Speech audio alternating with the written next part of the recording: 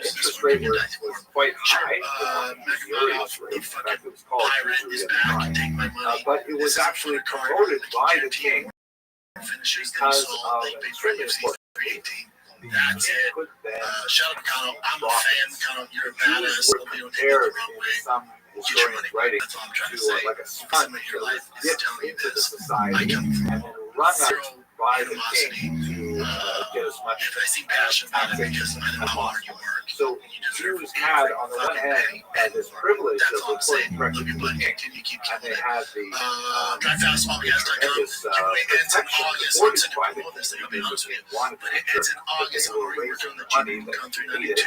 But on the other hand, it was a precarious situation because they often found themselves at odds with the local population. Providing them with much needed credit, but on the other hand, someone has to pay the bill as well. Occasionally, you will have economically motivated acts of violence against Jews that sometimes are promoted by the nobility themselves because they follow the patriotic shirt, Jews will be King expelled, Charles Club, we got a bunch of readmitted, and piece so of on. bad This stuff. is a Europe-wide phenomenon, not It's just all the there. Danube It's River, of dope. course. It's my favorite merch I've ever In done. France, for example, they We were have all the human expelled greens on there. 3 We got times everything, in baby. the 15th Go to century. Every time they tryfastpodcast.com. were expelled, they were All invited the back dad in, ready. back to It's the available right now.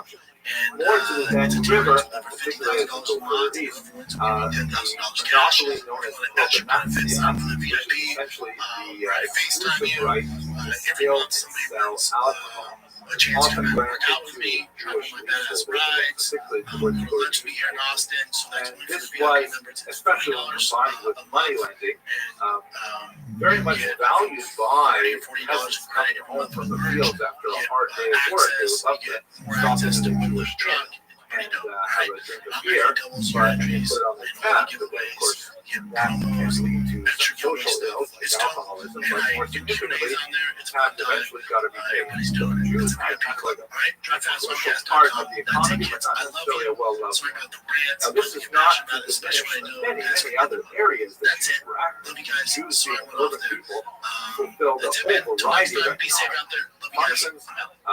working as goldsmiths, silversmiths, musicians, as you see here, classical music was pioneered by Jews in Eastern Europe. But the most memorable aspects of the economic foundation of the society were primarily in the area of commerce and money.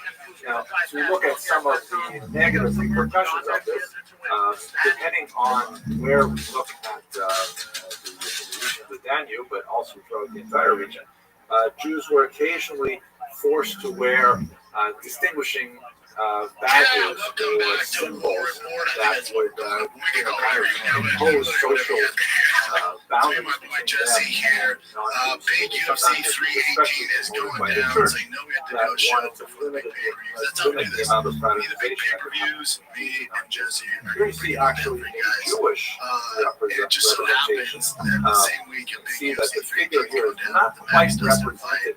as There's a been a full lot human being of because this is part of the medieval Jewish calendar, and there's a lot of hesitancy right up until the early modern period of representing human forms because of the second commandment that talks about a prohibition on representation of other gods, He attached a graven weight to it. images.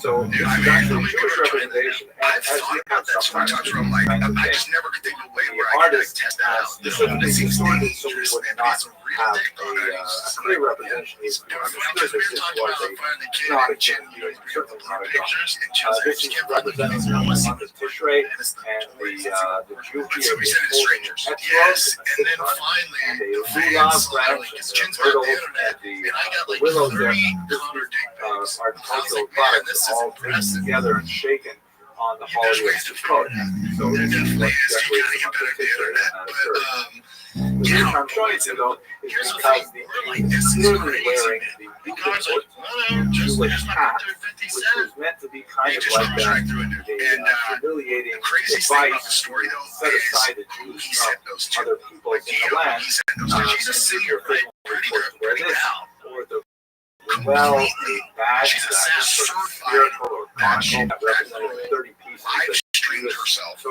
Taking up a recently dead cat. here's perhaps a more extreme example from Munich. See, that's what I'm saying. And like, she apparently, like, she didn't know, like, they didn't know each other. Like, how is that the person that you're like, goddamn, she's like, hey, this is a good picture. Like I said, he's all, check the those cats. She got some more. I didn't know that. I figured she's just an artist. So he's like, she's live. If you go look at her X account, it's like, hands. Yeah, I think a bit of this is, I do think we're dealing with an addict. I think it's addict behavior, and he's probably snorting all that devil's dandruff and was just like, cool. I got some what right were to Jews really actively besides this economic activity was scholarship. And this is he's like, he's rolling a white lady booze and a shitload of Viagra. He's like, I'm ready. He's like, it's going to I'm ready to pound down these brains in. Yeah, dude. Vienna, There's also, you know, if he has no relationship with her and they don't know each other, and obviously he's not familiar with her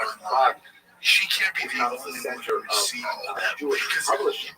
that we did pick is a lot of effort. You're not just sitting there doing that random girl. Dude, that's exactly what I was thinking. It's like, if it goes to random black singer he doesn't know, imagine the distribution of that. Figures like that. And then she was like, no, and she just blasted him out. She was like, bro, aren't you running for president? Did you see the rest of her tweets about that? Because like, most of her quote, she's like, are you kidding? She's like, we got a presidency to win. She's funny. Oh, yeah, so she's got a Connor.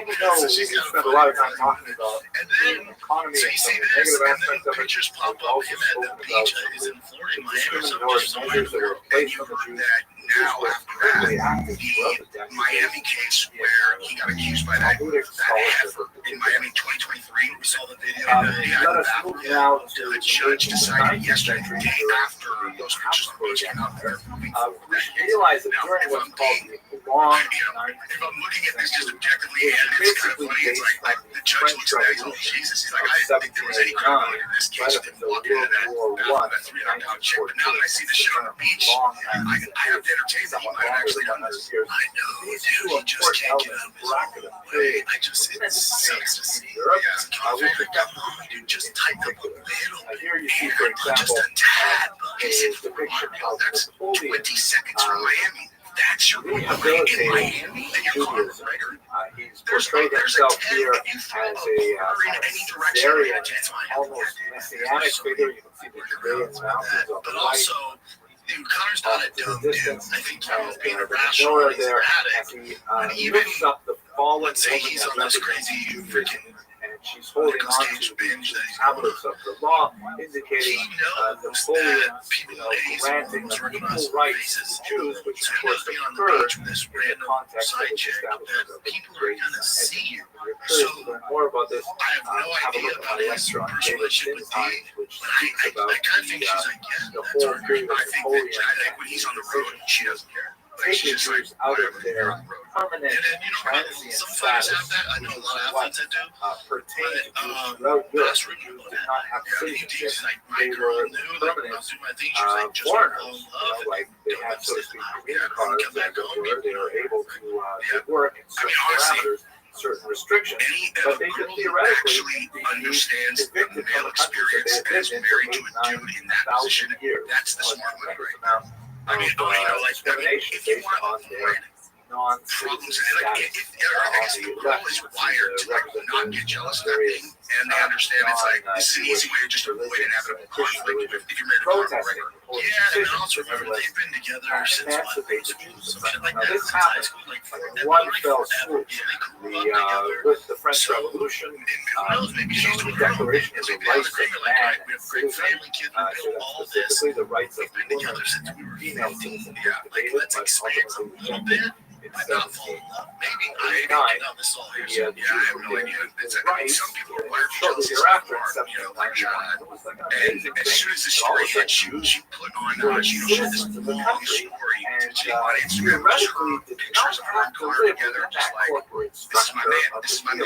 This is what essentially began to erode the foundations of the communal structure, because there was no more coercive power. A person simply could opt out of the deal without converting to Christianity. I mean, if that's not an indicator that they have an agreement, it's like, it's like, this was the info that came out, like, shock she's probably like, well, he's just, I mean, Connor's stories, because it opened up a whole host of possibilities. The only thing that was, up for debate was Also, whether the tremendous dangers of assimilation and disillusion. I'd like to see that CCTV. Internally, there's massive change going on within the just because Jews are beginning to be sensitive to the possibilities of change, and they begin to explore a Hebrew version, a Jewish version there's of a lot of the guys that have this agreement, and they're not shoving it in their face, and also shit, like, there's ways to do this, where you're not just shoving it in their face. It's true, especially if you're Conor McGregor, related not in a public place, especially in like clubs, you just are talking to the world, telling, you do it quiet and not, you're just like, so you want to get out of here later, and then you don't, pioneered a particular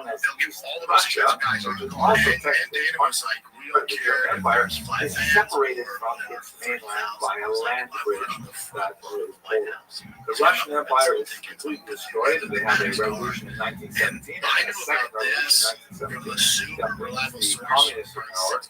in place of the Russian Empire, you have the Soviet Union, including the Russian Federation, or the Russian. And like I was saying, It's part of the overall Soviet Union, but you also have these other Soviet these are the two Ukraine, decision Belarus, makers. and so And these on. two guys are You such also good have friends. These guys probably text each other like non-Soviet horror states movies. in the Baltics, Estonia, Latvia, Love to see that. It's gonna get done. you look in the East Central European region, you see that Austria-Hungary has shrunk to a tiny amount of their original size. Hungary in particular is ironic. By the time we get to World War II, it is led by an admiral, but when you look at the country, it seems so absurd because Hungary is a landlocked nation.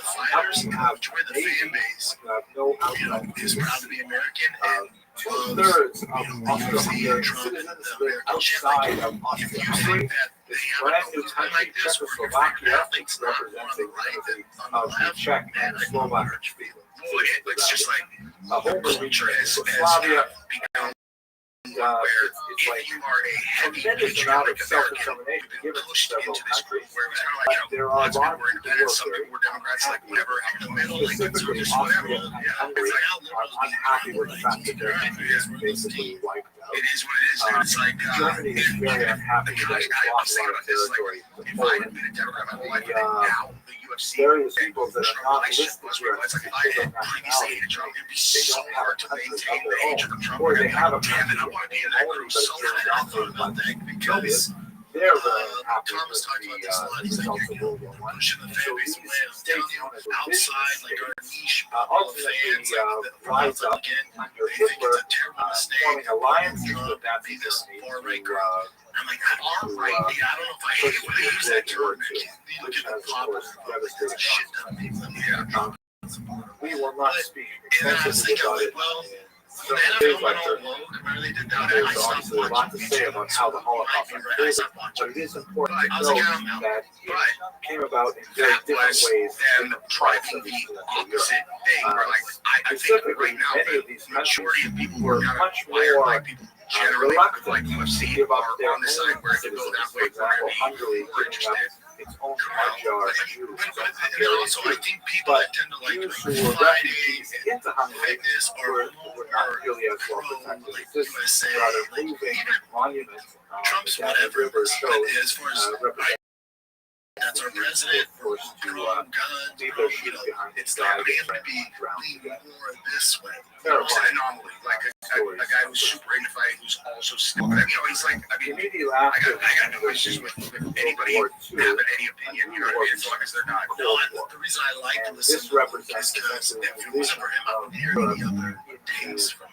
He's sharp. He has a new channel actually that Germany it's like is divided in politics. half, And I listen to every time that I listen to a smart person Hungary fall who is a Democrat. I'm like, dude, you don't disagree on anything. Peoples, although they have more liberal young church forms like of Jake, communism and I was expecting us to be like banging heads full times. I've actually talked to him 3 times. restive under Soviet dominance and have several rebellions which are typically put down by the Soviets. So they got into it on Twitter. He's like, no way. Quelled He's like, I'm huge. I would be a program. That's it.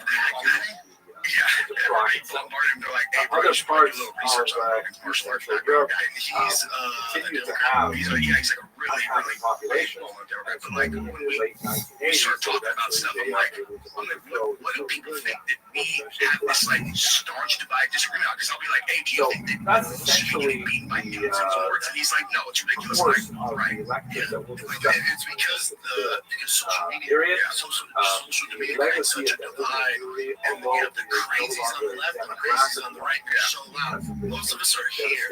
We're like, I don't agree with that. All the way over here, I don't agree with that. Yeah, but they're so loud, and that's what gets the views, gets the clicks. So we're like, all Democrats are gay, pro-trans around kids. They want women to compete against men in sports. But then you hear like, you guys hate gays and blacks. Yeah, no one tells them. Now they don't talk about it. You talk to a normal Democrat, like, okay, like, don't get me wrong, he's done a lot of terrible shit, but Newsom on Sean Ryan, I'm scared to watch that because I don't want to watch it. Like, because I know he is an exceptional politician, and I say that in a way where I'm like, this dude, I can't ever forget what this dude did during, not to derail this conversation, but it's like, we had to flee that state due to things that they implemented that where they came after our kids. I can't forgive him, but you do watch that and you're like, yeah, fuck. I know, that's why I don't like watch he's it. kind of human. I know I'm gonna like it. That's why I don't watch it. Which is like hatred goes down. Like you watch him and he's like Sean Ryan's kind of grilling him, and then also Rogan Tech shot during it. I was like, ask about doing this. And like, listen, I made a lot of mistakes. He goes, I'm not an expert. I thought what I was doing right. Turns out it wasn't. I fucked up. And he's like, but there's some. He's a politician. The way he words it, you're just like, I don't know. I don't trust any of them. No, either. Including the right, including I don't trust any of them. That is the best policy. Is like, they're all scumbags. I mean, we could talk like. Also, how dope would this be? How much of a fan favorite would Dana if he did this? He goes, all right, and not that they're ever going to agree to this. He goes, we'll bring the best UFC card you've ever seen. The winner of the main event gets to rip off the Epstein list. Oh, bro, give me that. I think how many views? Do a billion. Not only are we going to fight the White House, but in the press conference after, we're going to release the Epstein. Oh my gosh, dude. Hey, you could charge $500 for that pay-per-view everything. The left wants the list, the right wants the list. Everyone who's not on it wants the list. And the left are like, dude, I'm going to watch UFC at the White House because after, fights or whatever, after, they're going to announce the fucking list. Yeah, and the only people, there's a tiny group of people who don't want it that just happen to be the most powerful people in the world, which is why, we're still not seeing it. And the people, it's like the people who are on it and then the people who have the leverage. Because that's the thing, the second that you announce the names, all the leverage that you've accumulated, by blackmailing all these creeps is gone. Yeah, but it's part of their fault, part of the Trump's cabinet's fault, because how long have we been told there's a list? From them. So if from the very jump, if Trump and his team was like, hey, we looked into it, there's no fucking list. Like, if trust me, if there was, we'd release it. But that's not what they said. As soon as we get into power, we're going to release the list, releasing the JFK files, and then Pam Bondi was like, I have the list on my desk. J.D. Vance is on Theo going, I'd love to see the list. So everyone's talking about this list. And then all of a sudden Trump goes, you guys still talking about that? There's nothing there. It's like, no. You've told us for how long, how many months now that there's a list? Yeah. Doesn't make sense. Doesn't make any sense. And Pam Bondi, like, everybody's talking about how she's like, oh yeah, the list on my desk is like, just go back one step before that. She had a bunch of influencers come to DC, hand them binders that said Epstein Files Phase 1. Hey, if there's a Phase 1, there's obviously a Phase 2, and then they opened it, was all the flight logs and stuff, and it was like, everyone's like, we already know all about this. Now, don't worry, there's a lot more coming. Oh, we have 10,000 hours of videos of like kids getting assaulted. There's nothing to say. They're like, never mind. They're like, how weird is that? Someone had to have stepped in. It's the only time that the Trump detractors and the pro-Trump people who are making the calls agree on anything. And they all got together and went, hold on. We all agree. We hate each other. We all agree this can't get out. Right? And they go, yep, cool. All right, let's go back to hate each other. Yeah, they're like, Trump's on it, and we're like, well, we don't think so, but we think that guy's on it, so there's only one thing to do: release it all. But how dope would that be for the UFC to pull that? That'd be amazing, dude. They come out and announce that. It gives them a little bit of leeway. We're like, all right, next July, it's going to announce. Yeah, I bet you that Dana and Trump are good enough friends that Dana knows exactly what's going on. Like, I bet you Dana knows exactly why this is all happening, but he knows what creeps are on the list. I bet I bet you him and Trump are boys like that. And just the way Trump dealt with it was like, just a brief, interview where he's like, right? Yeah, and someone asked him, he's like, you guys still talking about that creep Jeffrey Epstein? There's nothing there. It's not a big deal. You got to get over it. Yeah. If you were just like, listen, we're looking into it. Once this comes out, man, it's going to be trouble. We're just trying to navigate the waters before this gets released. It's going to take some time. Yeah. We will get there. We got to help some people out here. People are like, all right, I'll deal with that. When he goes, treats us like we're stupid. Yeah, see, you guys are still talking about that. It's like, well, you're the reason we're talking about it. Yeah. They thought that, like, because they sent Cash to Joe, they're like, hey, Cash wants to come on the show. Of course he's going to have him on. And then he said, and Rogan's like, He's like, wait, so you're telling me that the proof that he killed himself is there's a video that shows it? Cash, like, yeah. And Rogan's like, you know that in the New York Times for the last 3 years, they said that all the cameras were shut down and there were no videos. And now we know that. Cash acted like he didn't know that. You know, it's in the New York Times, dude. He was all, really? Yeah. But then also, and you're crazy if you don't think they like, we're like, hey, bro, so Chance brings us up. Here's your rebuttal. Be fucking cool, dude. So he knew what exactly he was doing. And then also, we know for a fact now that footage they had was not. I know. They had experts looked into it, like, that thing's been done. And as of yesterday, it came out that there was 3 minutes chopped out of it. 3 minutes. Which, if you ask me what's in that 3 minutes, it's Epstein walking his fucking ass straight out the front door. Maybe with someone coming in and fucking killing him. Yeah. Either or, but yeah. I mean, you know that the thing where I've always thought that he's alive is because the video, like, they actually put out photographs that were supposedly Epstein's corpse in the hospital as they were wheeling him in. And they guys said, here's it's not him. It's not him. There's no question. That was photographs. I know the government can't entertain every conspiracy, but it's like, man, there's a big one that the left and the right's not letting go, dude. Yeah. Just come out front with it. Just be honest, man. I think so many people don't trust the government already. Like, COVID taught us so much. Yeah. They should pick a few people that are on the list that don't have that much power and just fucking throw them to the wolves. Let it want to see them, dude. You gotta give some. Yeah, some. Gotta give some out there. Yeah. But speaking of drama, now this is where I lean into you, because the B team breakup. This has been a whole thing with Gordon Ryan and all this. And the B team, exactly. For those that don't know, the B team's who? Craig Jones, it's Nicky Ryan, who's Gordon Ryan's brother, J-Rod, and a bunch of other guys, but like studs.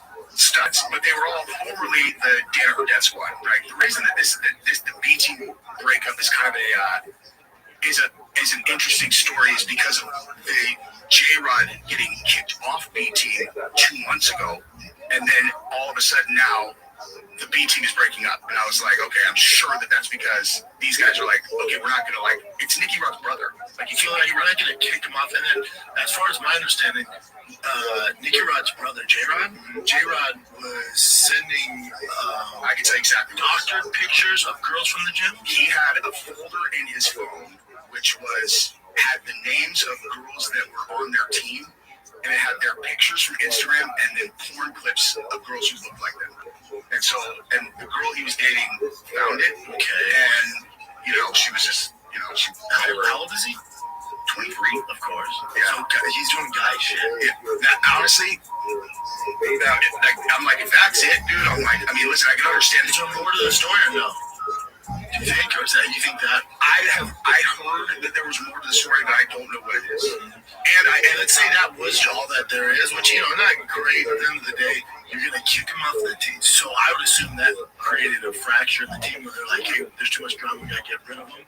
And then Nicky Rod, his brother's like, hold up, what the fuck are you talking about? And the two guys who made that decision are Craig and Seth, who run B team. Craig Jones and Seth, who run B team, and like. Seth's a guy who organizes everything. From what I've heard, I don't know. Seth's last name? I can't remember. So he's like the brains behind it that did all that. Like, he organized Craig Jones Invitational, all that stuff. Where like Craig Jones does the marketing, but what's going on with B team is Seth and Craig are leaving, and then B team is rebranding. And I'm like, okay, what are the odds that that's unrelated to Nicky Rod's brother getting kicked out of B team? I think it's likely, but anyway, him and Gordon Ryan went ham on those guys. They hate each other. Yeah, but Craig just gaslights. Craig gaslights Gordon, and I don't know. Actually, this is Craig Jones. He was on air recently. He was like, it's time for a rebrand. You can call yourselves Team Bankrupt starting the first week of August. I think that's according to him. And Craig responded, CGI 2 is in 52 days from the video release. It's going to be my last ever professional match, and I'm out of here. We've got one competition match left. B team is done. I will be leaving America after August 31st. I don't know what I'm doing, but you will not see me again. What do you think the odds of that are, though? Like, we're never going to see him again? Like, what the hell is he going to do? Like, he's going to disappear? Right? How much money he's made. All this, and then also, he trolls a lot. He's super funny, super creative.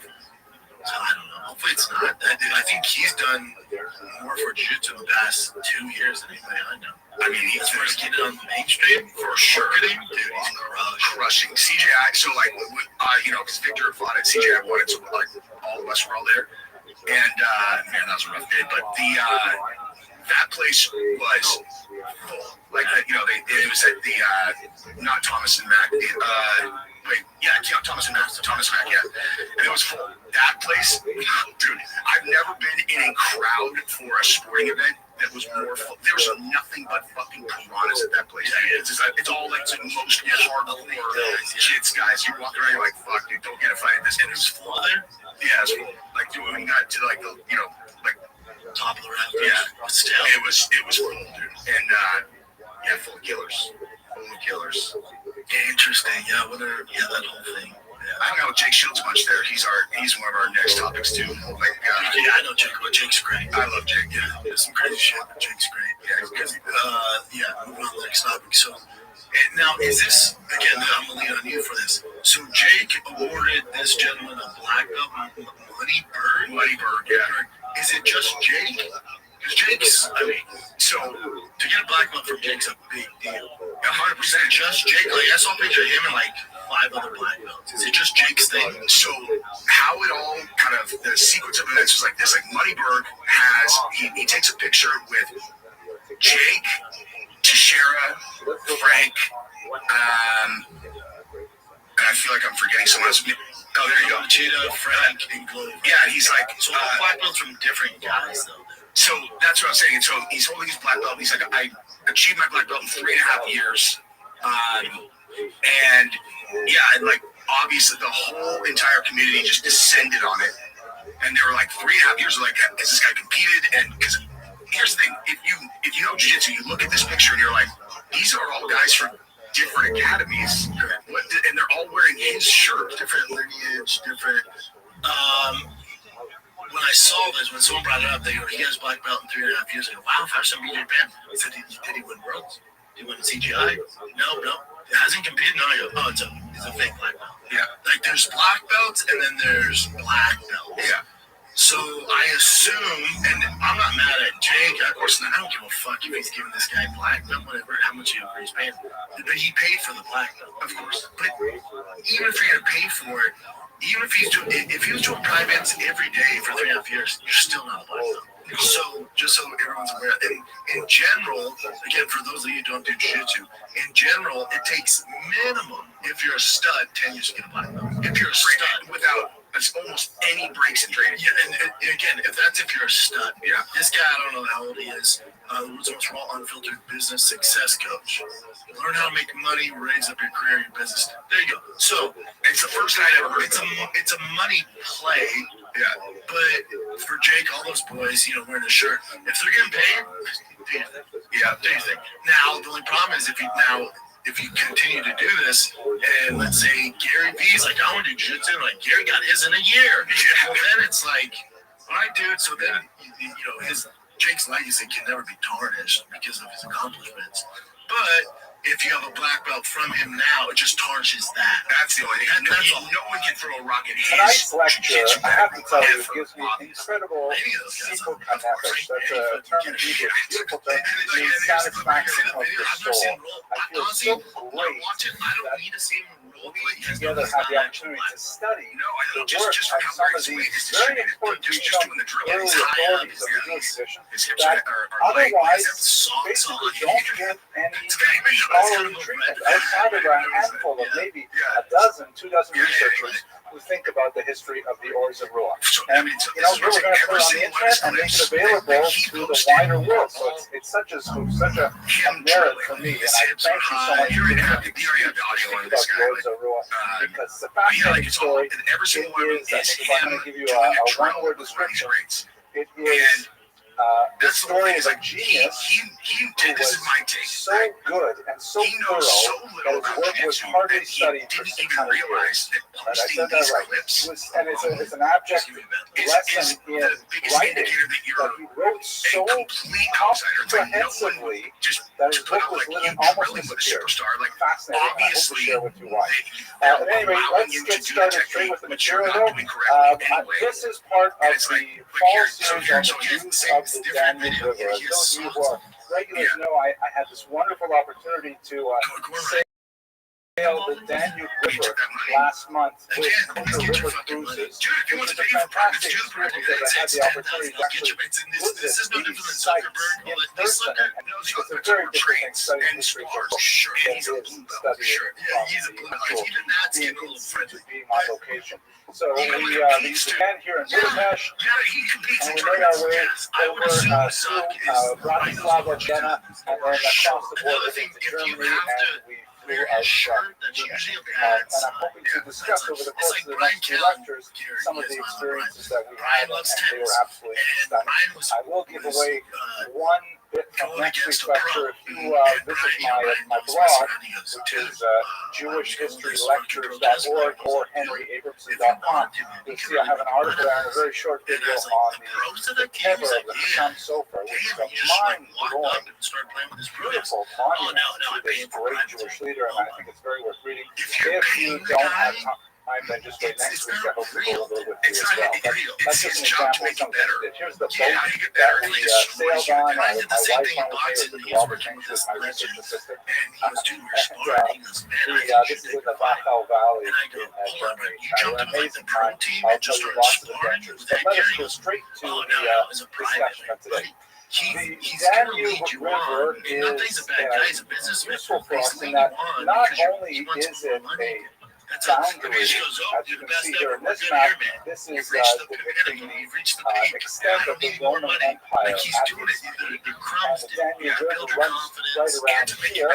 Is Budapest right at the top of this left-hand turn, the Danube flowing into the Black Sea, and the Roman Empire basically used the Danube as its northernmost extremity when it reached the east. But it's also, besides being a border, it's also a connector, because unlike a mountain range, which would have a limited number of passes, you can actually travel along the river, either downriver, it flows from here in the Black Forest out into the Black Sea, but you can travel it upriver as well, because they have these paths on the sides of the river, and you can connect your boat to Oxen, and then actually have your boat pulled all the way up to whatever destination you have. So anyways, the river is also a connector. The river brings information, culture, ideas, literature, scientific discoveries up and down its course, and as a result, there's a tremendous cross-fertilization of cultures that occur along any river system, especially the Danube, which travels through several national capitals like Vienna, Austria, Bratislava, once Pressburg, the capital of Hungary, Budapest, and so on. And also travels to many countries, about 12 countries, I think, on its route. It's one of the most international rivers. So the Danube is especially fascinating in that regard. This map also shows you the Jewish diaspora, which gives you some sense of the antiquity of the Jews in the region. Jews are much more populated in the Italian peninsula from the beginning of the Common Era, and only the tiniest number of Jewish settlements are found in the Danube region. By the 5th, 6th century, we actually do have evidence of Jews from a very early time, comparatively speaking. In Budapest, for example, we actually have coins that date from an early Jewish minter whose name was Shlom. That's not Shlomo, and his name was engraved right there in the coin. So we have Jews living there at least from the 900s, possibly the previous 2 centuries, but very small population. The personal discussion today, Lord Zarua, Isaac of Vienna, dates from the 12th and 13th century, so he's not from the very beginning of the Nubian Jewish culture, but he was there at a fairly early point, and as you can see, that's quite significant. But again, he might be a better By the time you athlete. get to the 1900s, competed of course, the in places region we don't is know jam-packed with Jews. This particular page here shows the concentration of Jews in East Central Europe, with the Baltic region being the heaviest population center, constituting about 15% and higher of the population, and the lighter greens indicating smaller numbers. This is useful as a kind of a larger regional map, but when you drill down into the smaller locales, into the villages, and into cities, then you see the Jewish population really soar, because Jews are historically very urbanized. That is, at least after the exile from Israel in the first century, Jews seek out urban environments, and as cities grow, the Jewish population grows as well. Warsaw, for example, by the turn of the 20th century, you're talking about 30% of the population was Jewish. Budapest, similar numbers. Vienna, not too far away, and in medium-sized towns like, say, Berdichev, 77% Jewish, an incredible population. It's like 10% of all people who start jiu-jitsu. You will get this impression as you move through East Central Europe that you have these highly Jewish islands in a sea of non-Jews. Very different urban rural culture, which contributes as well to some of the social tensions that would boil over in a much more violent 20th century. Just a quick note of thank you to our sponsors. Mr. Christopher and Anne-Marie Gray have long been sponsors of the scholarships that we generate with these lectures. And we also have a few smaller scholarships, very much appreciated, from Mr. Michael Heller in memory of his father and his mother, Mr. Dean Webb, and Mr. This is really cool. Shalom Janashvili is actually my 17-year-old son's best friend. And I was so amazed when I got this email, Shalom Janashvili. It's weird that your son's friends follow you on Instagram. You know? It's a good thing.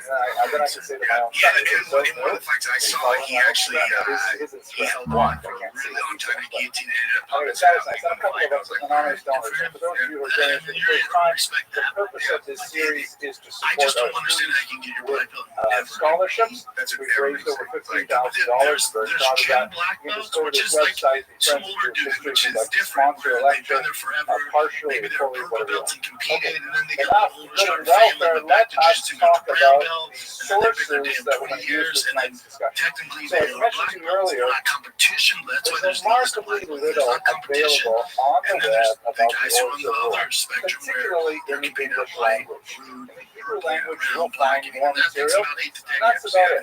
Not even very much in Hebrew.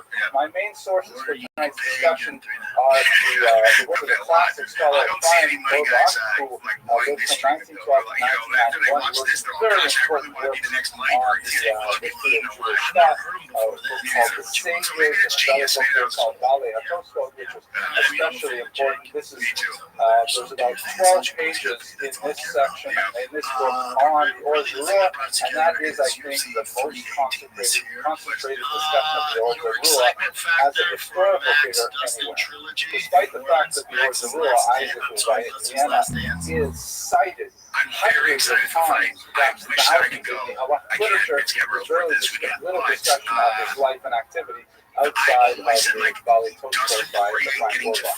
So this is one of the major sources of his biography. We also looked at some important articles by Yoshua Horowitz, who works for the Misrad HaChinuch in the state of Israel, and Monica Selmakers at the University of Amsterdam wrote some great things on the manuscript. Finally, a special thank you to Dr. Simcha Emanuel of the University. I happened to see an article that looked really great. I wanted to read it. I didn't have much time to request it, so I just fired off a quick email, and I got the article from him within 30 minutes. So I was really grateful. These are all people that contributed to my understanding of the life of Isaac by Vienna, and very grateful to all of them. The manuscript is the most amazing story. It is, of course, authored by Isaac of Vienna. Here is the first printing of the manuscript here in Chitomer, 1865. The author, Isaac of Vienna, was born somewhere around, not 1880, that should say 1180, sorry for the typo there. 1180, he did not live backwards in time. He writes these things anyways. And he died somewhere around 1250. We only have the vaguest notions of it because he was constantly rewriting his own work, and he would this is different though, only because edit it and make changes. And sometimes those changes if you look at the last few last flights, change he dated Max Holloway 1246. fought Justin Gaethje. We all remember that crazy knockout. Is a rough idea of when he actually lived. That was the Studied last and 10 taught seconds. We all medieval remember Ashkenaz. that. But if you I'll give you a map watch that fight what over, exactly this Max is kind of but he is dog-walking one of the Justin Gaethje. That fight was like close. He was in and out of the pocket, lighting his ass up until he got that amazing we knockout. call Ashkenazic Judaism. Last year we spent the entire fall and spring semester speaking about Sephardic Jews. This year we're going to spend a lot more time talking about Ashkenazi Jews and also next term Italian Jews. It's a tough Here is a map I know the that gives you a history is sense maybe of trilogies. the This one, to your point, is ethnic different. groupings. I just think You'll Max see that brings the out his Ashkenazi career Jews are has in improved the so purple here, much. but this is a little misleading. It I looks don't like care what happened with the all other of Siberia is Ashkenazi. Meanwhile, for even the if title, you like all include that. prisoners in the Max Gulag, Strukel there's now is probably at no more 55 than and seeing 200 how Jews good out he in that looked when he massive prepared for Siberian 55 expanse.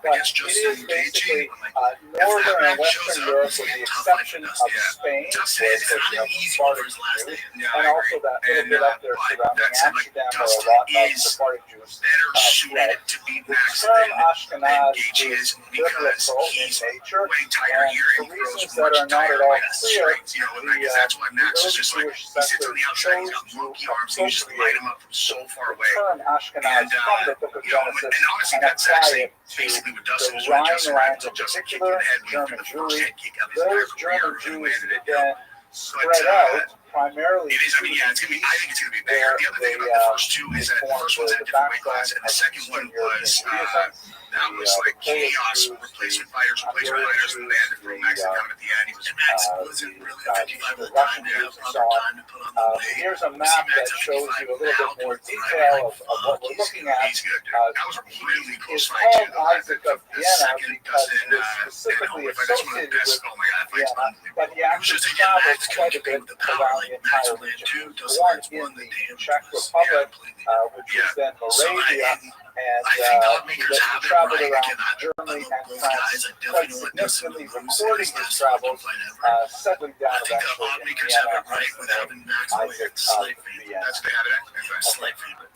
Now, I agree. I the would agree with legends that. of the Take a manuscript are fascinating. As I mentioned to you, it's like basically even this money, but he's slightly large man, handwritten but it's manuscript good. I was would take a completed lot to get Dustin most out of that. likely I around think the year it moved up now. 1246. So on Monday it was minus And like it 110, was 105, widely cited by the early halakhic authorities. Everybody is saying, hundreds of rabbis are saying, Or Zerua said that makes this, sense if you're going Or based off Zerua, that's Dustin. the title of the book, You know, if says you're going that, based off Max's last but performance, it did not true see 55 against the light of day yeah, as a printed book until yeah, I can 600 see years that. later in the Man, they 1860s. got Kopolov a minus 238 on the cost of them. I think that's right. Is not developed until the heavy. Like, it's like, 1500s. I That's when guess you the start makers seeing are like, what Hebrew Holocaust printed books. But he's it fought is completely say incommensurate with the 9 popularity of the book as a manuscript. Meaning, when it was hand copied, yours Zerua was one of the foremost authorities of his day and had tremendous influence on later halakhic writers. But when it comes to the time of printing, he lost to Strickland in a split decision. and even after printing has become cheaper and cheaper, and more of the classics are coming into common circulation, yours Zerua still remains in manuscript until finally in the 1860s, two different caches of manuscripts are published, and they receive the light of day. How is that possible? So let's just talk a little bit about the discovery, as it were, of Zerua manuscript. One of the early writers of the discovery is none other than Shai Agamon, very important modern Hebrew writer, winner of the Nobel Prize for Literature, and he describes, I have to tell you up front, it's not true.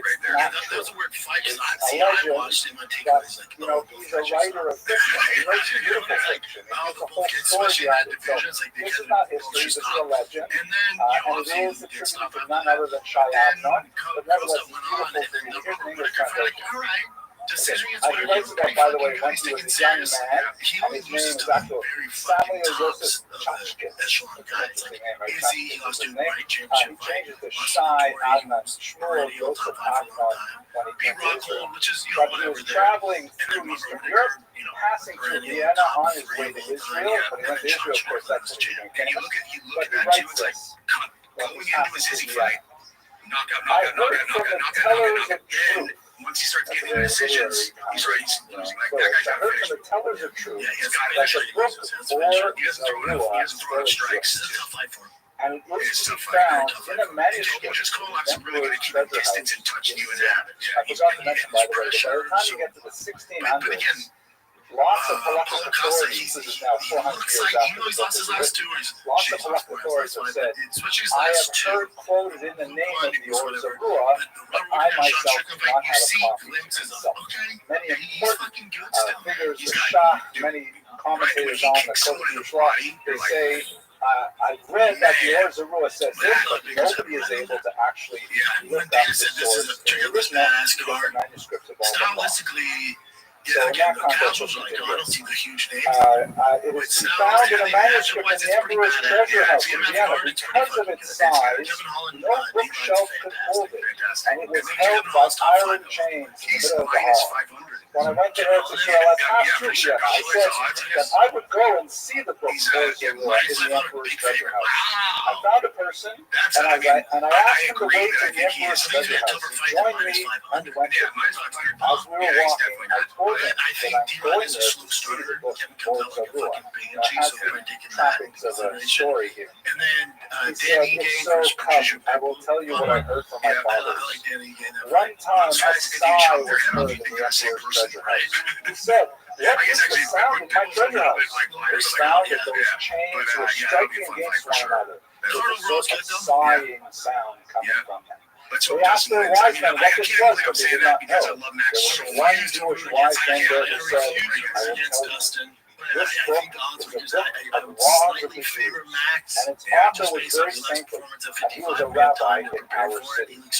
Now that some of the Jews of Vienna were about to change the practices of their fathers, this righteous one grieves over If this. Dustin wins, it'll be one of the most iconic moments Nature in of the Jewish history of practice, sport. nature of Jewish And hopefully observance, their not adherence guaranteed, to because Dana traditional set this all up halakha, just for Jewish Dustin's law, last is Rob. We have a sick waning. video And package. so He's the gonna be Or crying. Zarua, As the we said, manuscript yeah, it's gonna be itself, amazing. is feeling that pain, and the chains are shaking as a This your last result of one? making its Say noise. less, yeah. Yeah, dude, hit the shower, This, yeah. Chachis is writing That's like in like the Korean 1890s, zombie. I saw I him think, so it's fight against definitely late Volkanovski live in Hashkafa. Jacksonville, So and he's writing about it Jesus, that was long after merciless. the That's Great fucked up, Demo. yeah. But yeah, this is a period of great change. How old is he? He's a tough 88, yeah, bastard, so though. probably Who's he's that running around that 20, new Korean the guy? Is a 1910s, savage. 1920s. Light heavyweight? Or no, he's Chinese. No, not the Very Anthony, secular period. not the Iron Turtle. Now what does he continue here? When the Emperor heard this, he arose from his throne and said, now I know that the Holy One, blessed be he, troubled my sleep only for this, so that the Jews would not change the practices of their fathers. That same day, the sect of the innovators, meaning like the masculine, the reformers, came and asked the Emperor's permission to institute new practices in prayer and the like. The Emperor rebuked them and sent them forth to the reprimand. It's kind of a story that reinforces the value of tradition, reinforces the value of adherence to traditional norms, and also, of course, elevates the status of the it was an apartment fire, and his brother was terrible. Terrible story, dude. He was like, and Vittori, London, you know, and in spoke about this Amsterdam, probably but maybe it's 4 still a months good ago, story. 5 months ago, and Another version he of gave the like a story, really because we heartfelt do have it, response. I'm of like, course, yeah, and he discovered put in all these pictures of them Amsterdam, growing up together. They were is like that really the close, book close was for sure. cast into the sea, and then it was found amazingly by a fisherman washed up at shore. And that it was slightly damaged by the sea, otherwise it was perfectly intact, and that's how it made it to the library in Amsterdam. Also, not so likely as well. But what we do have is a series of manuscripts. They are not the entire Or Zarua, because as I mentioned earlier, the manuscript, first of all, is massive. Even in the printed version that we have today, In double columns, it takes up about 8 or 10 inches of shelf space. It's massive work, tiny letters. He must have been writing basically nonstop for most of his 6-day weeks about things that he observed and saw and so on. But he was constantly re-editing it, and it's not in order. The volumes overlap in material. It's not a start to finish kind of work at all. It's published in 2 different series. It's called volumes 1 through 4, but in reality, we don't even know which section came first and which section came last. It's really quite a mess.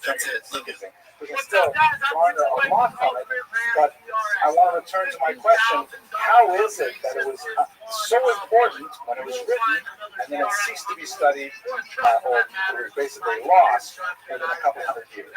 And the answer is, his son, Rabbi Moshe, recognized how valuable his father's work was, but it was so big and unwieldy, he published an abbreviated version, which is shown here, still in print, Simane or Zarua, which is like the chapter heading, so the signs of the or Zarua, which gives you the boiled down Cliff Notes version of the or Zarua. So if you are a really serious scholar, then you've got to work through the original manuscript, which is massive, or you can have this very authentic, dedicated, careful edition that just gets to the heart of the decisions that the Or Zarua made, and you don't have to worry about all of the back and forth and all of the extraneous information, supposedly extraneous. And as a result, this book, the edited version by his son, was incredibly popular and remained in print all that time, but the Or Zarua itself was lost until the 1860s. And only then was the original manuscript returned to him.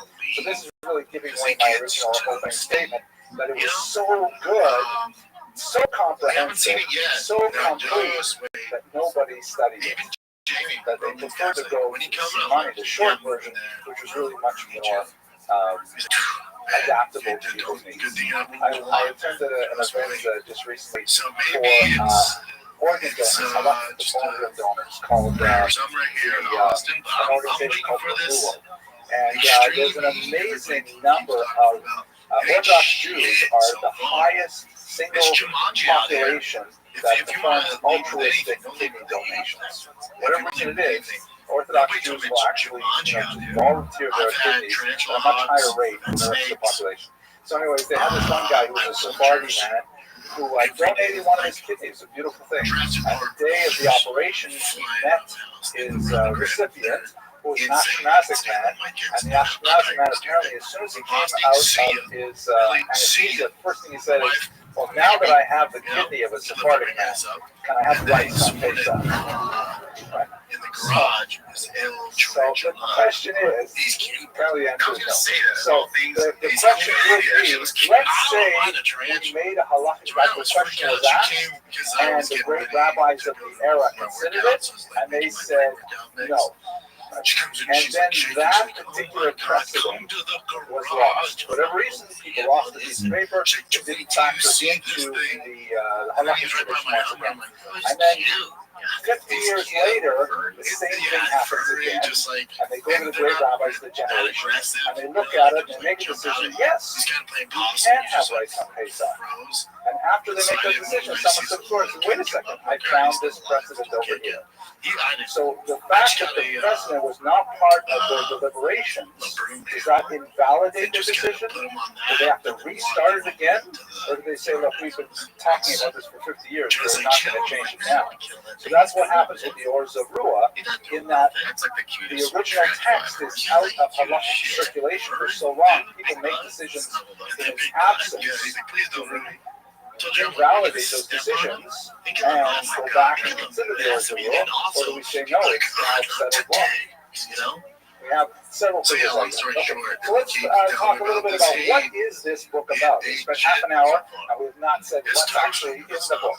So this is the full set of the Shulchan Aruch, the Code of Jewish Law, just as a background image. The Ors of Ruah is one of the figures in a group of Jews called the Rishonim. This is, of course, familiar to anyone who studied the Talmud or halakhic literature. Basically, we have this very important philosophical concept in Judaism that states that the earlier generations have a greater level of spiritual sensitivity, primarily because they are less removed from the revelation of Sinai. The later you go in time, there is a diminution of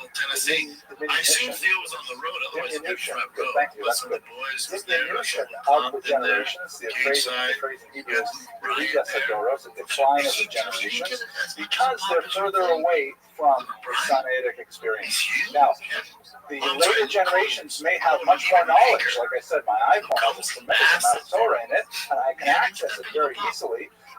But I don't have the same spiritual sensitivity that my predecessors had. And that has a lot of impact on how decisions are made. In those declining generations, there are kind of like big chunks that are divided in our historiography and in our halakhic literature, and we say, okay, these 10 generations belong to this group, and then there's a big drop-off, and there's another 10 generations belong to another group, and so on. The Rishonim are the first generation of European Torah scholars.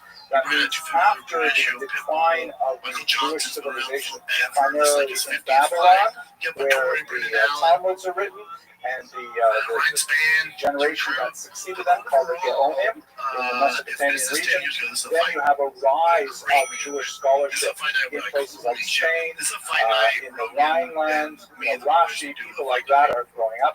Those people are called the Rishonim, means the first ones. There's a series of rabbis that go basically from about the 850s, 900 till about 1400. All the rabbis who taught in that time are Rishonim.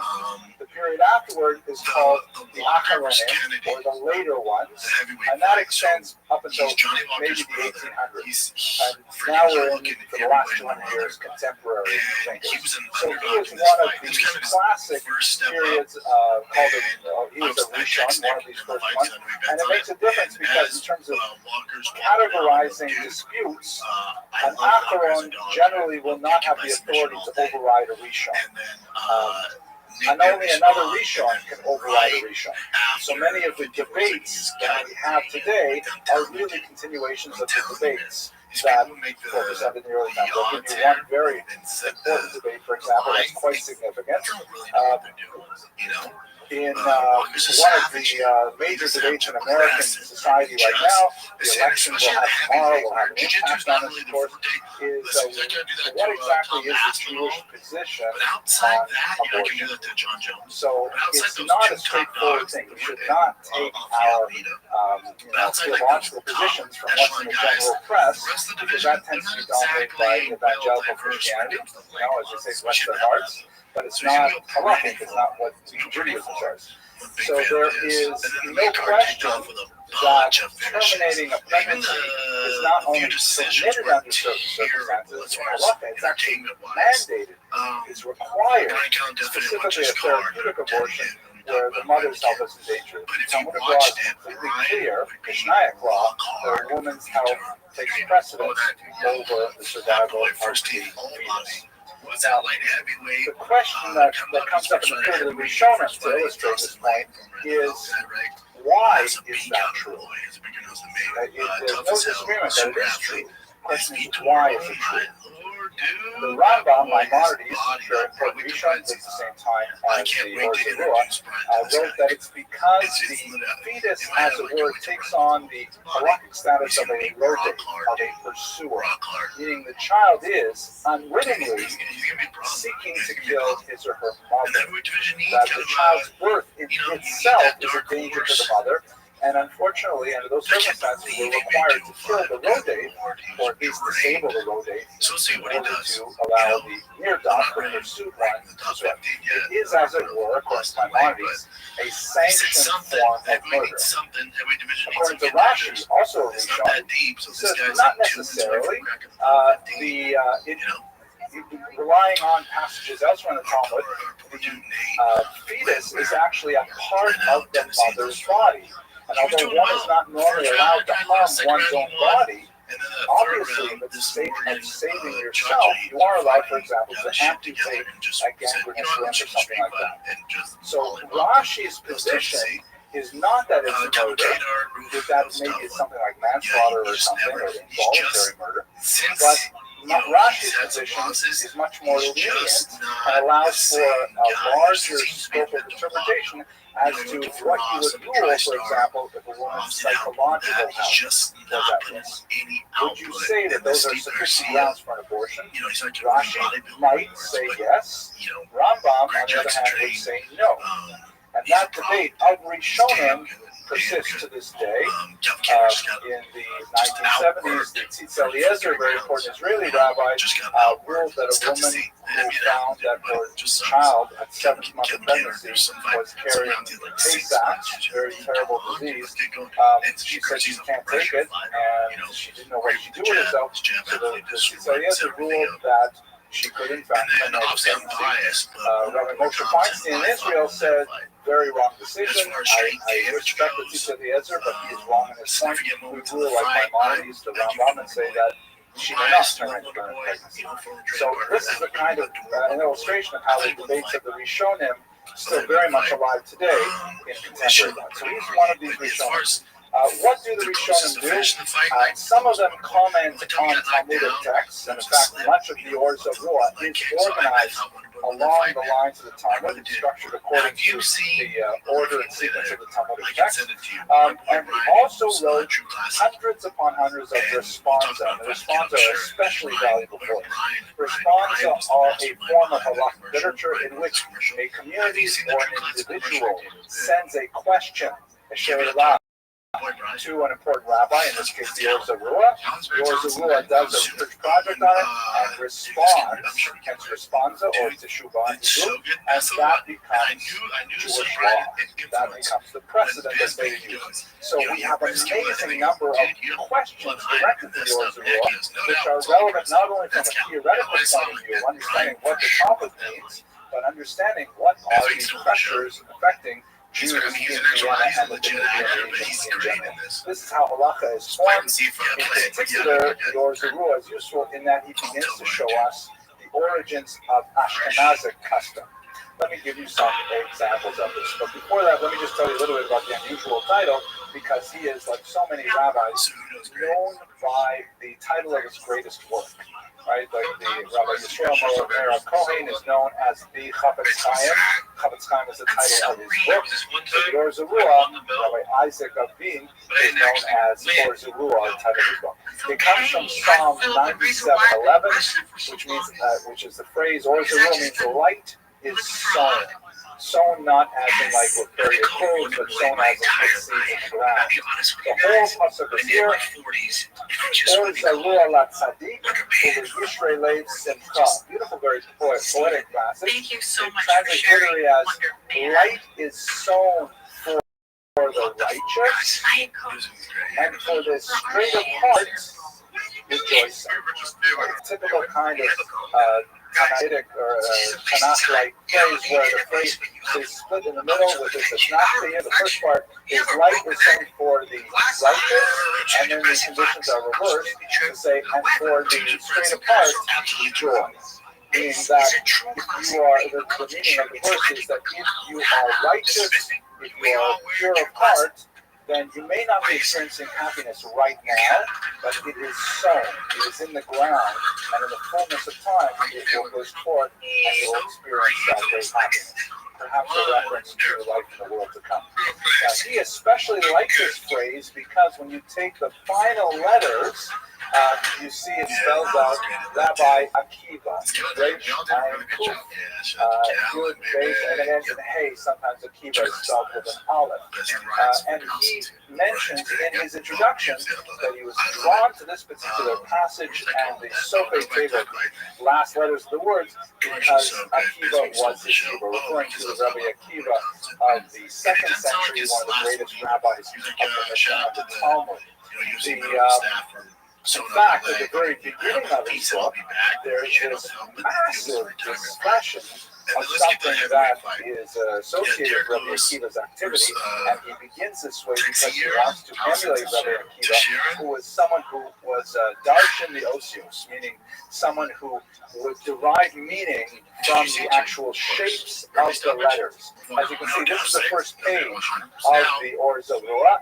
And right at the very top, it says the alphabet in Hebrew. I mean, this is like, can you imagine opening up this massive 800,000 page book, and the very first thing is A, B, C, D, as if you're going to learn the alphabet from, children's siddur and children's prayer books, open with pictures of the alphabet, list of the alphabet with all the vowels. It's so cute. You see little kids sitting there, putting their fingers on the letters and sounding them out. So it starts like that, but then he gets into, he lists first the actual series of letters, then he lists how they are spelled out. Like, for example, the letter Aleph is spelled Aleph, Lamed, Fe, right? And he spells them out full, and then he lists some of the secret combinations of the letters, the codes that you find occasionally in Talmud, like, for example, the Atbash system. Is like the Aleph, the first letter, is replaced by the Taf, the last letter of the alphabet. The Beit, the second letter, is replaced by the penultimate Shin, right? And that way you can spell out a whole word or a whole sentence by reversing these letters, and several other less common ones. And then he goes into a long discussion which extends for about 30 pages about some of the secrets of the shapes of the letters themselves. This is out of character from the most of the work because it is deeply Kabbalistic, very much into gematria, numerology, and other things which are, just an indication of the mystical background of the Or Zavua, which we shall see in terms of his influence. Is he a makubal? I would say he is. He would not make his reputation on it, but as we shall see, he was deeply influenced by a very important makubal. Okay, so travel and influences. Here's a passage, a page of the Talmud, a very old printing here. The Tosfot, by the way, are the commentators on the outside here. This is the actual text of the Talmud itself. On the inside, pride is placed by the binding, is always printed with commentary. Rashi, who is more of like he takes you hand and he walks you step by step through the meaning of the text. Tosfot, by contrast, is much more into discussing the contradictions and things like that.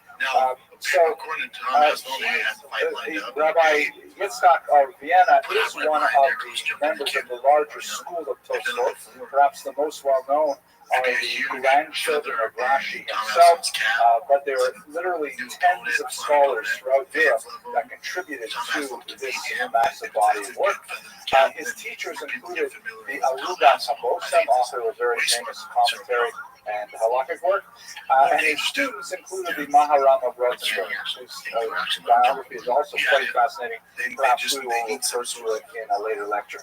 Perhaps my most favorite of his teachers, however, was Yehuda Rothschild, who is the most prominent individual in a short-lived phenomenon called the Hasidei Ashkenaz. Fascinating explosion of spiritual activity, primarily in the Germanic lands towards the north, that has its own name now called Hasidei Ashkenaz. The term Hasid, we speak today about Hasidim. Generally speaking, that term is used to refer to the followers of the Baal Shem Tov in the 18th century. Prior to the 18th century, the term Chassid was generally used to refer to anyone who went beyond the minimum standard. Anyone went beyond the letter of the law to do extra. David himself, King David says, Chassid, I am a Chassid, because he's always trying harder and things like that. But there are a couple of moments in Jewish history where the term Chassid is applied to a movement. It happened so in early medieval Rhineland, where they composed a group of rather unusually spiritually sensitive individuals who were deeply involved in various mystical practices and also ascetic practices. They had some things which today would seem rather weird. Like, for example, they were very big into atoning after death. So they would put their bodies in coffins after they passed away, and they would tell the Shabbat that they wanted the coffin to be dragged along the ground to the grave site as a way of expiating their sins in life. They should suffer those punishments after death. So those are kind of the things. Immersion in snowbanks, things like that, very, very aesthetic practices. They didn't really last. They only there for about 150 years of City Ashkenaz kind of faded away. But they did leave us a rather remarkable book called Sefer Hasidim, which is a brilliant explanation of some of the philosophical standpoints, and it's a strain in Jewish thought that has not necessarily survived, but is nevertheless fascinating in its detail. I will mention one thing that Yehuda Chassid wrote that is still extremely well preserved among Jews. You've probably heard of it, maybe you've even considered it in your own private relationships. Yehuda Chassid, the teacher of the Or Zarua, he left behind a fairly detailed will for his children that has a whole bunch of significant stipulations about how he wants them to behave and not behave. One of the things that he wrote to his children is that a man should never marry a woman with the same name as his mother. People assume that's a real change. And there's never, that's the only source for it in the rest of Jewish tradition. It's not in the Talmud, not in halachic literature. It comes just from now. Now we don't know what that means. He provides no source for it. No, it's him specific. Yehuda Chassid said, don't ever marry a woman with your mother's name. Who knows what? So the halachic literature later said, and just be safe, also do it with your father too. But I have to share with you one thought from the great Kutzker Rebbe. When I say the Kutzker name, I have to straighten my tie because he was so brilliant. 19th century Hasidic rabbi who wrote that if Yehuda Chassid had known how seriously people would take his will regarding not marrying a woman who's same as your mother, if they knew how Jews would read his will with such intensity and dedication, he should have put the Ten Commandments in there too. That's the Kutzker. Confirmed. Self-flagellation was also their stuff too. Yes. You see self-flagellation also come up in the response circle as well, but the City Ashkenaz were very big into this. Like the Rambam was a very different kind of thinker. He didn't see the value in it, and actually, it's ironic because the Hasidim themselves also tried to think the Baal Shem Tov was not a big fan of this. He's saying like we're not of the generation where we fast the same way that the City Ashkenaz did. So the term is a little bit misleading. We use it in different ways, but this was a brief period of time where this was, as it were, the religious style. This is all, I think, fascinating stuff from a religious perspective. I, however, am a historian. So what's really cool, I think, is what can we do with the Or Zarua as a historical text? What can we learn about the nature of Jewish life in early Ashkenaz from the Or Zarua? And the truth is we can learn all this. So this is not the way the Or Zarua intended his book to be read. He was primarily composing a halachic treatise and a commentary on Talmud, but nevertheless we have tremendous things that we can derive from it, and we have only begun to scratch the surface. As I mentioned, it was not published until the 1860s. Sefer Hasidim, because it's a very different kind of work. It has a lot of beautiful kind of parables in it, a lot of stories in it that are fascinating. It was printed much earlier, and a lot of work has been done on the Sefer Hasidim about the life of early Ashkenaz. The Or Zarua is just beginning to get that attention. 50 years from now, probably we'll have several monographs that tell us more about it.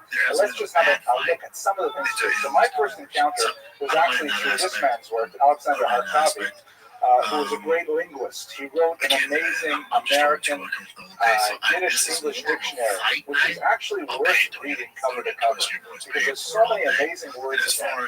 He published it in 1907 after he encountered American English. He had words in there in Yiddish like Sona Fadon, which is clearly American derivation. Fascinating. But he was also really a great scholar of language, early language, and he studied the Or Zarua for the non-Hebrew terms that occur there. And fascinatingly, the Or Zarua was fluent in many languages. He refers specifically to early Czech as Lashon Kanaan, the language of Canaan. And when he's looking for a particular word to describe, some kind of object or animal or phenomenon, he'll use the Czech word. He'll say the Lashon Kanaan, and he'll give you the Czech word. The Czechs at this point were illiterate. They didn't have language. They didn't have anyone writing down their language. So ironically, anyone who wants to study early Slavic languages, they have to look to the Or Zarua for the 2, 3 dozen odd words that they can find. It is ironic that the earliest Czech words are written in Hebrew letters, because we were literate and they weren't, and he was recording these things. It's an amazing phenomenon. We actually see it also with some of the Romance languages and Rashi, and even some Russian words occasionally occur in here. This is a fascinating phenomenon. So we can learn a lot from the Or Zarua about early language. Not so interesting for Jewish history, though. What we also get from the Or Zarua is a tremendous amount of discussion about commercial interactions with non-Jews and other social interactions. Because, of course, the responsa literature addresses specific needs posed by questioners. It also relates stories about how Jews live. So there's a lot of discussion, for example, about what is a Jew allowed to eat or drink if he's traveling and he stays in the home of a non-Jew. So right away we get the idea that Jews could travel alone. Jews could knock on some peasant's door and say, listen, I need a place to stay. I'll pay you, and give me some breakfast, like an Airbnb kind of place, right? And they're asking, what can I eat? What can I drink? What's considered acceptable? So the laws of kashrut are really what we're really concerned about, but we do get a lot of sense about how to interact with non-Jews. Also a tremendous amount of discussion of business dealings with non-Jews, the interference of church authorities. For example, the Or Zarua lived at the time that the Fourth Lateran Council in 1215 decreed that Jews had to wear distinguishing clothing. And he has a lot to say about how Jews dealt with that particular regulation, whether they wore the hat, didn't wear the hat, wear the cloth, not wear the cloth, bribed individuals. A lot of discussions of what Jews could do with regards to non-Jews discussing the Or Zarua. Some of them are fascinating. Like, for example, a question, normally, halakhically, a Jew is not allowed to carry armor on Shabbat. Right? You're not allowed to wear a sword, carry a gun on Shabbat. It is unfortunately a sad reality that this halachic discussion, of course, is, as my father, all of a sudden, used to say, plus ça change, plus c'est la même chose. More it changes, the more it stays the same. But this is actually a little bit different. So you're not allowed to wear armor on Shabbat because it's muktzah. It's something that you're not supposed to use on Shabbat.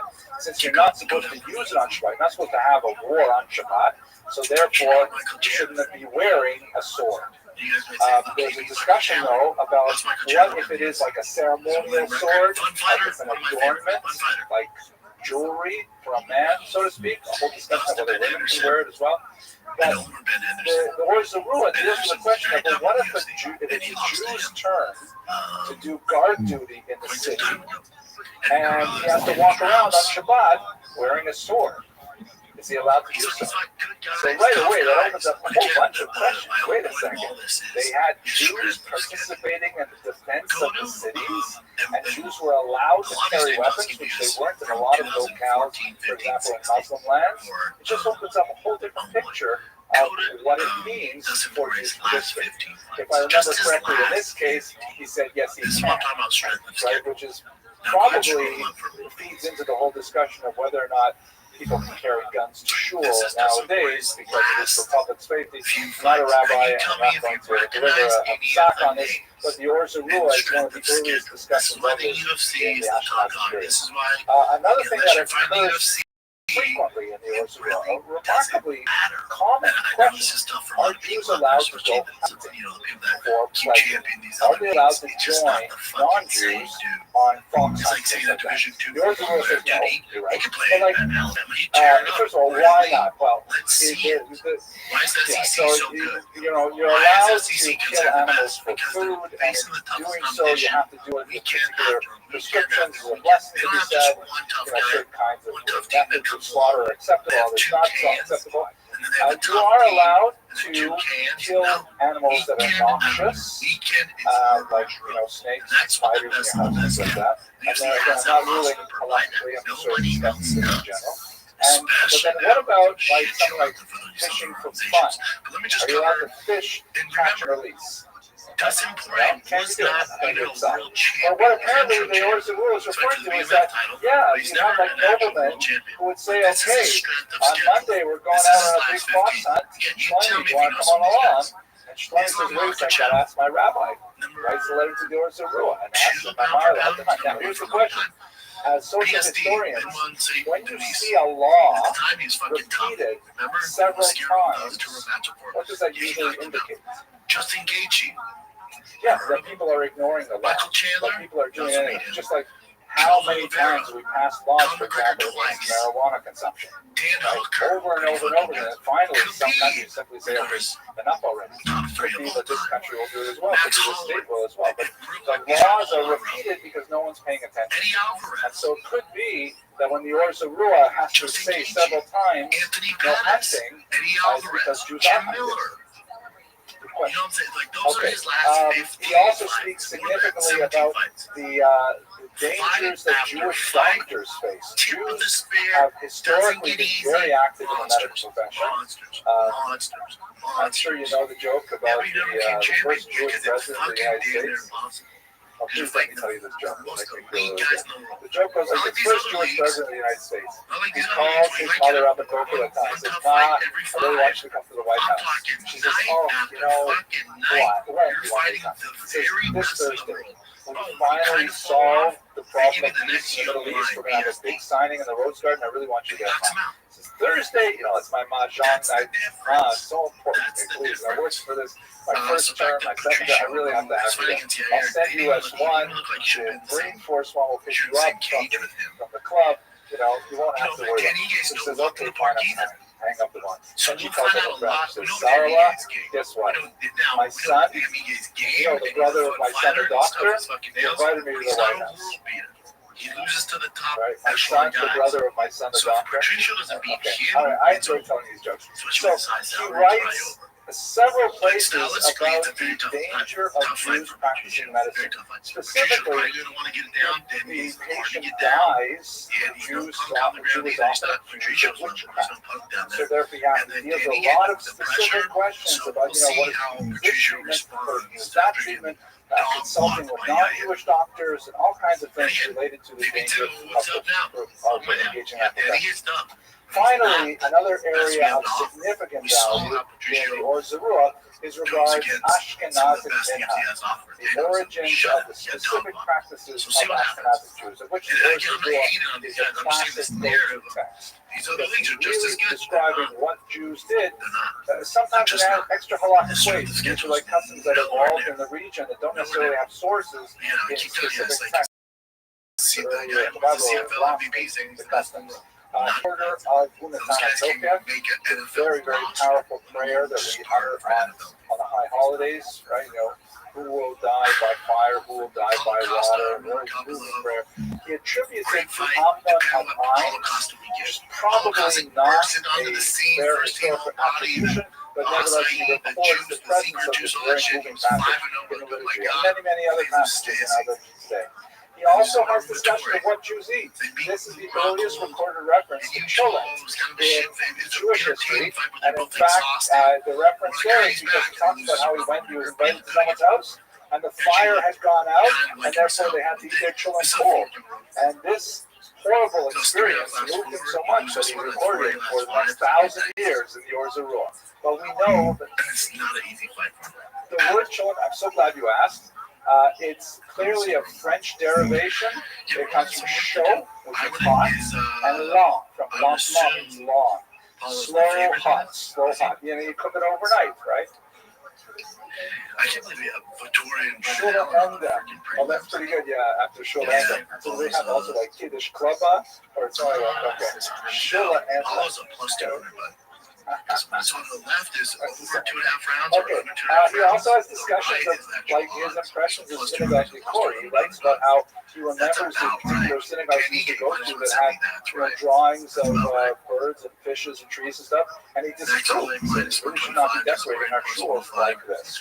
So it's indicative of kind of like the independence of individual congregations and his halakhic impact on them, and we can see how certain practices have evolved as a result of his historic observations. And it kind of doesn't. So that's basically the story of the Orzarua. We now have it printed in large new editions. This is the Orzarua Hashalem, the complete Orzarua, which sort of undoes the unfortunate lacuna in our historical record due to his son's well-meaning abbreviation of his text. And so the Orzarua is once again on the cusp of being studied in depth in his own right, and we hope to integrate him well into his rightful place. Their first fight was 12 years ago. Their second fight was 6 years ago. Thank you very much for your attention. God willing, I'll see you next week. We'll talk about the Chassam Sofer fight was at 45, and then I'm sorry, he took the second fight on short notice, if you remember that. Was it a natural 155er, just kind of didn't cut weight at the time, came in there, there's a huge I have power a really exciting presentation to share with you tonight. We're going to be speaking about one of the truly in the trilogy where it's actually fair for both of them. Devin was so young, 12 years ago, and then 6 years ago, short notice at 55. Max was a true 55er. Max, now that he's over 55, most influential people of the 18th and early 19th century in history, particularly in Central Europe, but also, of course, his influence reverberates right through to the present day. In our neighborhood here in Brooklyn as well, is an Israel very consequential thinker who articulated a strategy for Jewish survival under the uncertain terms of the Enlightenment, of the modern period. I'm sure that his approach will be if you go back to watch the entirety of the fight, perhaps challenging, maybe even startling for some of you. But one thing you certainly have to do with the Chassam Sofer, our subject tonight, is that he really did figure out a way to guarantee Jewish survival. We'll have room to discuss the consequences of his particular strategy over the course of the next hour. But I wanted, first of all, let me just say quickly, reminder, and I have it in the middle of the lecture too, so for those who come in a little bit later, we are going to be at 2002 Avenue J next week. It's just 3 blocks this way. It's a very short walk. We have a really nice, intimate space. The main auditorium there doesn't have a lot of the extra room around the sides, but we should be able to fit in there very nicely. And I hope you'll join me for just 1 week of this series down the street at the new building for the Machon Parnassa campus. Let's go straight to the material. It's so exciting. We will come back to talking about locations. So the Chassam Sofer, I want to do things a little bit differently today. Normally, when I give these biographical lectures, I sort of give you the arc of, the context of his or her times and birth and family, and then major achievements, challenges, and I end with death. And legacy. But tonight, what I'd like to do is I'd like to go from the other end and spend some time talking about an amazing installation of public art that surrounds the Chassam Sofer's grave. For those of you who follow me on the internet, you've probably seen I was so overwhelmed by this experience that I recorded a 13-minute video about 3 weeks ago, which